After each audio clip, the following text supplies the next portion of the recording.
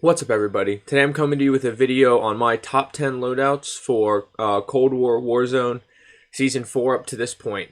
After the Season 4 update, there was a bunch of weapon nerfs, buffs, and changes, and there was a bunch of attachment changes, as well as the new C58 assault rifle, the new MG82 LMG, and the nail gun added.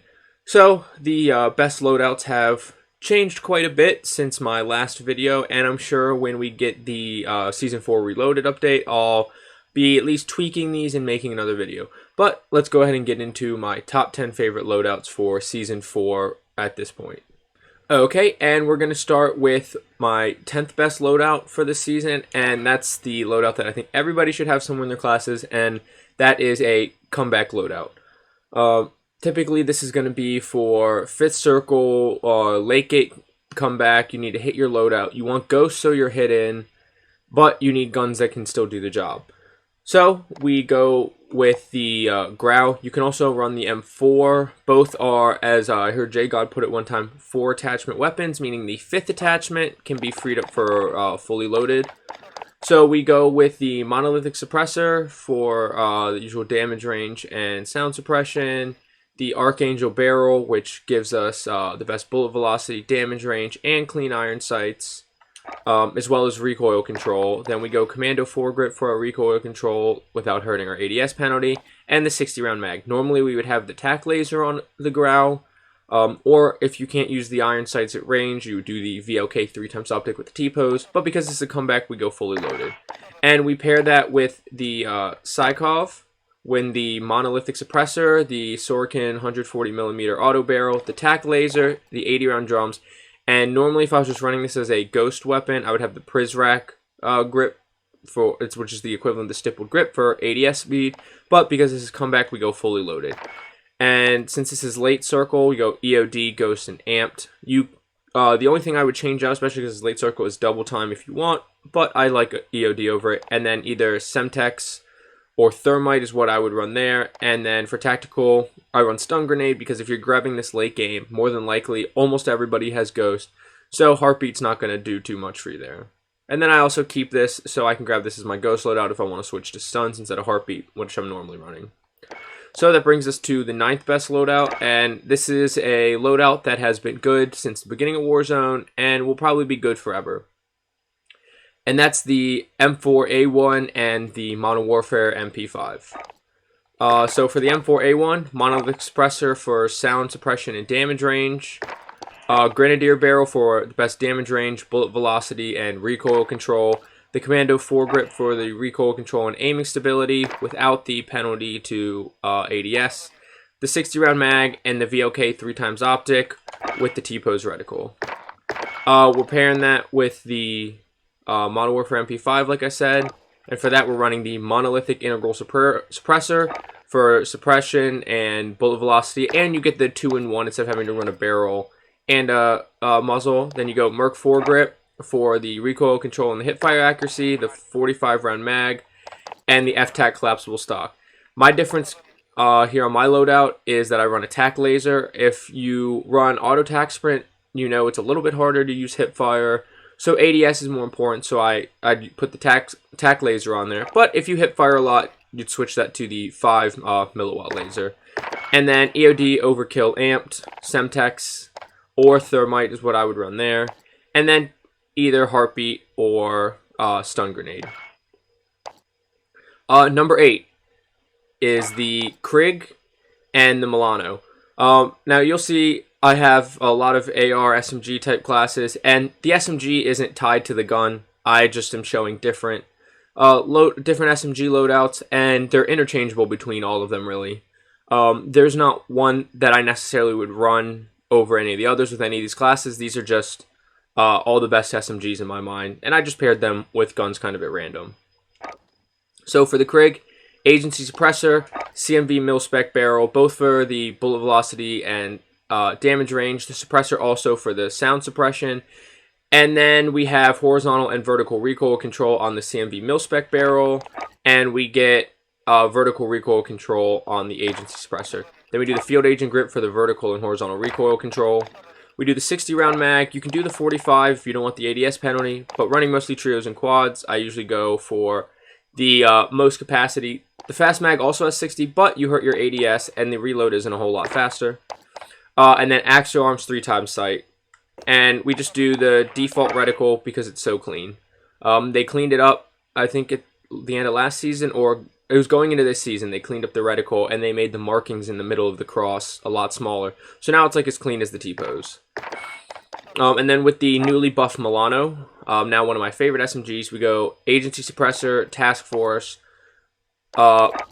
both for bullet velocity and damage range, and then with the suppressor you get vertical recoil control and sound suppression, and with the barrel you get strafe speed with it. We're not worried about the recoil penalties from the barrel because it's an SMG that you're using up close, plus the Milano doesn't have like any recoil, bounce, visual recoil at all. Tiger Team Spotlight for the movement speed and the aim walking speed. Same reasoning for our ammo on the Krig. You get the most amount of ammo, and you don't get as big ADS penalty as you do on the fast mag. You can run the 45, but if you push into a whole team, especially if you're playing trios and quads, 45 might not be enough. And then we do Raider stock for ADS firing speed, aim walking speed, and sprint to fire speed since you'll be pushing people. And not worried about hip fire accuracy because once again I'm on auto attack sprint, so I can't really hip fire that often anyways. And then same perks, same lethals and tacticals. 7th best loadout is the ZRG sniper and the XM4. Now, I'm not much of a long-range sniper, but I would be remiss if I didn't include a long-range sniper and kind of a power position holding sniper on this list. The ZRG has the highest bullet velocity of any sniper rifle in Warzone right now, especially when you build it out this way. So we run the Wrap Suppressor, which is the equivalent to the GRU in the Agency. It gives us sound suppression. We're not concerned about recoil control on a sniper, but it gives us the highest bullet velocity and highest effective damage range. Combat Recon Barrel, highest bullet velocity. There's no other barrel you need. We don't really even need the effective damage range from the suppressor, but it gives it to us anyway. And pairing the Combat Recon and the Wrap Suppressor gives us the highest bullet velocity. Then we do the SWAT 5 milliwatt laser, which they changed in Season 3 to match the TAC laser that you would run on your car in your HDR. So you get aim down sight time and aiming stability, which is big for this because the sway on the Cold War snipers is a lot worse than it seems to be on the Modern Warfare snipers. And then, unlike we would run on the Pellington or the Swiss, we put a mag into this because 3 just isn't quite enough. So you need 5. And then we do Bruiser Grip because you get more aiming stability along with movement speed. So that's ADS speed, firing speed, and overall movement speed with it.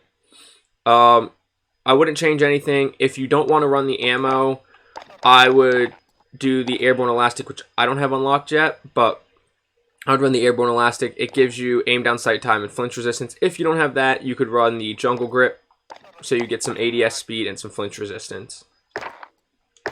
And then we're pairing that with the XM4. There's a couple different ways you can do this XM4. Since this is a sniper support, especially with the long-range sniper, you're going to have some situations where you're going to be using this as an AR because you're not going to run around with the ZRG in your hands. So you do Agency Suppressor, Task Force Barrel. I do Tiger Team Spotlight. I did the 45-round mag since you're going to be running this in close quarters as well. Typically, I would do 60 on an XM4, but since you're running this as a sniper support, so it also needs to have SMG functionality, I didn't want to hurt the ADS. And then you do Raider Pad for ADS firing, movement speed, aim walking speed, and sprint to fire time. This gun doesn't need an under barrel because you're not using this at long range, so it doesn't have super harsh recoil, so it shouldn't be a problem to control. If you don't like the iron sights, you can go with the Microflex LED. That's what most people are running, and for that I would probably ditch the Tiger Team Spotlight. If you want to run this closer to an SMG build, I would remove the barrel, and then I would go to the regular sound suppressor, and then that leaves you either room for the Microflex LED or for the Airborne Elastic Wrap for the best ADS time. And then same perks, same lethal and tactical options. Then that brings us to our 6th best loadout, and that is the AMAX. Yes, the AMAX has moved down to my 6th best loadout. It got nerfed again. It just isn't competing with like the Farah and a couple other weapons.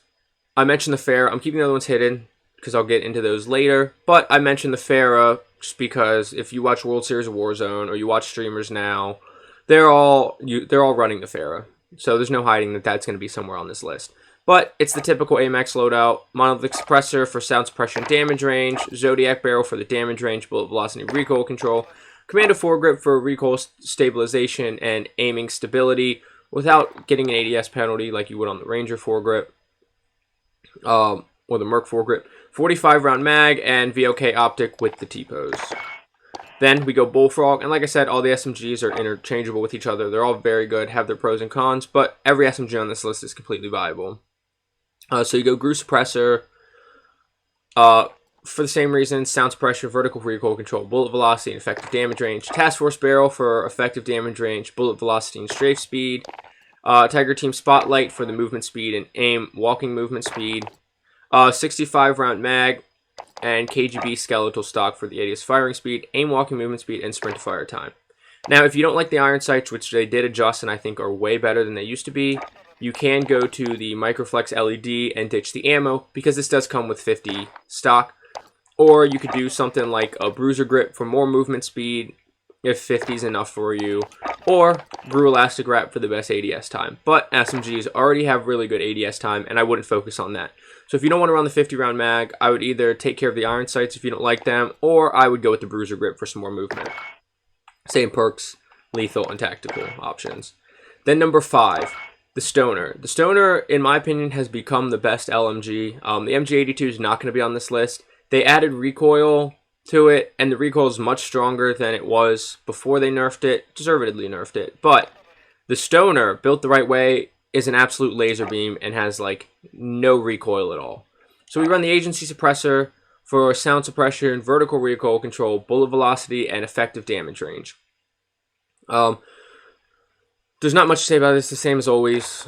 And with that vertical recoil control you get from that, and you get the horizontal and vertical recoil control from the Task Force Barrel. It eliminates so much of the recoil to the point when you add the Field Agent foregrip, the recoil is like non-existent, and the Stoner is an absolute laser beam with a really good time to kill now. So along with the recoil control, you get the bullet velocity and effective damage range from the Task Force. And because it's an LMG and it takes forever to reload, I run the Fast Mag. It comes with 75 normally, so you can do 120, which doesn't hurt your ADS. I don't think you need 150, because that just hurts your ADS. And at some point, the amount of bullets you have isn't making too much of a difference. So I run the Fast Mag. I tend to play pretty aggressive, so I want to be able to reload quick. I'm usually putting myself in risky situations and not just shooting at people from far away, so I need to reload faster. And then the Axial are 3 times with the default reticle. And here's kind of an exception to where I say plug in SMGs anywhere. You can run any SMG with the Stoner you want, but I like to run like the LC10, not the LC10, sorry, the PPSH. LC10 is also a good option. And the Bullfrog's a decent option. But the PPSH has like the farthest, or one of the farthest, damage drop-offs for any SMG, with already one of the best time to kills for an SMG. So it's nice. The Stoner's big, heavy. You're not going to move all too fast with it. So you pair it with an SMG that has some range to it. And, you know, then you get caught out in the open. Well, the PPSH has range. And so you're not, oh man, I got my Cold War MP5 out. I only got 10 meters until the next damage drop-off. So the PPSH is really good to run with an LMG. You can also run it with sniper support if you want to. It's really good for that as well.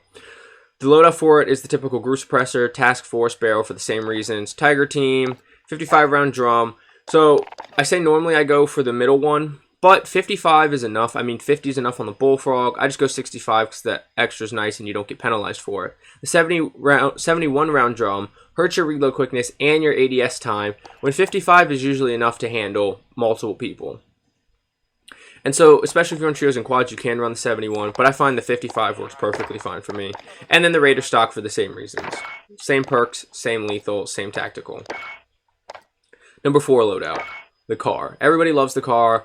The Swiss is getting hot, but I just feel so much more comfortable with the car. It's old, reliable, and I just can't get away from it for aggressive sniping. And the Swiss could easily fit into this spot, and it would have a similar build to the ZRG. It would have the, I believe it's actually the Agency, or it's the Grew Suppressor on the Swiss, I believe. The Combat Recon Barrel, the Bruiser Grip, and that's when you would run probably a grip, because it comes with 5, and and then you'd run the 5 milliwatt laser. But I still prefer the car for aggressive sniping, and it's the same car loadout really. It's monolithic suppressor, single arm, custom barrel, for the same reasons we've run every barrel in the monolithic suppressor.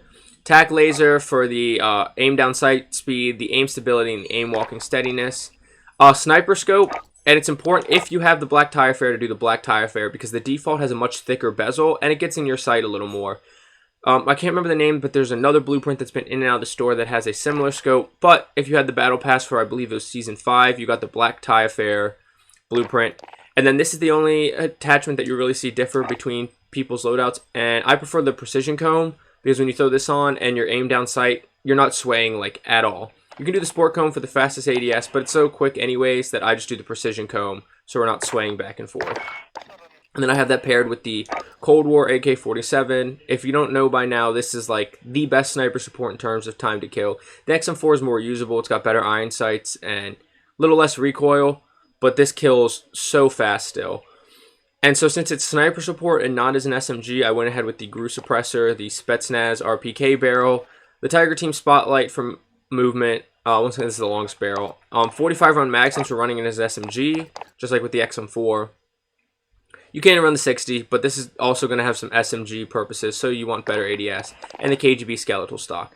Now, if you want to run this purely SMG, I would go sound suppressor and the barrel, or I would go GRU suppressor, I would ditch the barrel, and I would do something like a bruiser grip for movement speed. Just depends, and if you can't control the recoil, you could do field agent grip here. Any one of those loadouts will work perfectly fine for you, but what I find best is this loadout right here for it. And then typical perks, lethal, tactical. Now we're getting into the top 3. And here we have the XM4. The XM4 got buffed going into this season, and now this thing's the beast at long range. It doesn't have a whole lot of recoil. The recoil pattern's a little odd and a little different, but it's really easy to control. And so we go Agent Suppressor, Task Force Barrel, Field Agent Foregrip, 60 round mag, Axe Arm 3 times with the default optic, for all the same reasons we've heard throughout the whole video. And then the LC10, same build as every SMG for all the same reasons. And I like that I matched the Poison Dart Frog theme between the two. Number 2 loadout. And this is the one that I've seen the most so far. And this is the Farah and the Cold War MP5. Now, these are a really good combination. I said most of the... And you could switch out any SMG here. And you could put the MP5 with any of these ARs. But I think it's really good with the Farah. The Farah has a good time to kill at like every range, has one of the best AR time to kill at close range, and competes with SMGs. And outside of my next weapon that I'm going to show you, and I believe the XM4 is slightly quicker, but the XM4 has a lot more recoil. This is like second or third best time to kill for popular ARs. The Scar is up there, but no one's using the Scar, and I think the Odin's up there, but no one's using the Odin. So for the Farah loadout, GRU suppressor, Spetsnaz RPK barrel, Spetsnaz grip. This is the field agent grip equivalent. 60 round mag, axe arms 3 times. This thing has 0 recoil, pretty much does not move. It's an absolute laser beam, and it fries people. And then the MP5, this is slightly different than all the other loadouts I have for Cold War SMGs, because this is purely movement based. The damage drop off is like 10 meters, so when you add stuff like the Task Force barrel, that effective damage range, okay, so now you're at 10.9 meters or whatever it is. And so that's not a huge deal. Plus, if you rock no barrel, you get these super clean open iron sights that look much better than the top loop, and it gives you a little more visibility. But any range attachments aren't really going to do too much. Like, people will also run the Ember sighting point for more effective damage range, but you're getting such little effective damage range bonus from the barrel, and that laser attachment, that you might as well go all for movement speed. Now you can Agency Suppressor. It's not a whole lot slower ADS than the sound suppressor, but you can run the sound suppressor. You lose a little bit of damage range, and since this thing is hurting at damage range, you definitely don't want to hurt it. So Agency Suppressor tends to be the best, plus it gives you vertical recoil control, which this thing is straight vertical.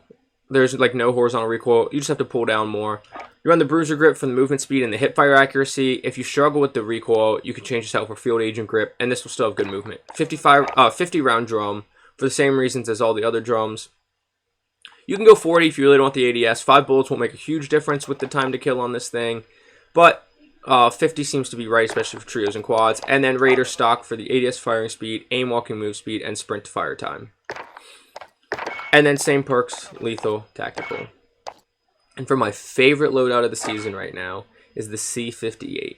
The C58 on this list has the highest time to kill of any ARs, including the Stoner, and this thing shreds people.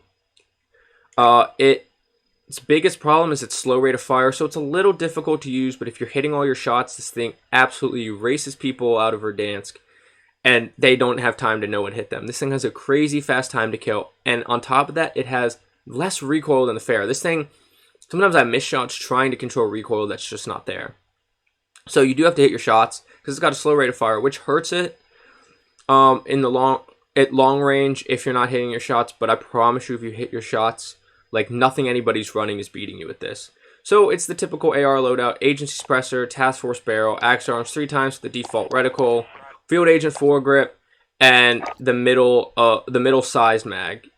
Or I guess it's the larger mag, but it's the middle mag. You can run 45 if you want, but once against long range, not too worried about the ADS difference, and the 10 bullets can really make a difference. That's at least one more person downed.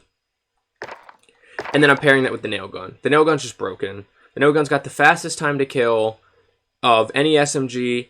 It's like 100 milliseconds. It's 140, almost 150 milliseconds faster than the MP5, the Cold War MP5, and the Fennec. And its damage drop-off is like 16 meters. It competes in damage drop-off with like the LC-10, which we know is great sniper support, and has a far damage drop-off. But this thing goes all the way to 16 meters with the fastest time to kill of any SMG. So you get like the fastest viable AR and the fastest time to kill SMG with a really good damage drop-off. And I promise you, you will erase people off the map with this loadout. This is the best loadout in my mind right now for Warzone, and you can switch this out with any SMG that you like if you're not comfortable with the nail gun.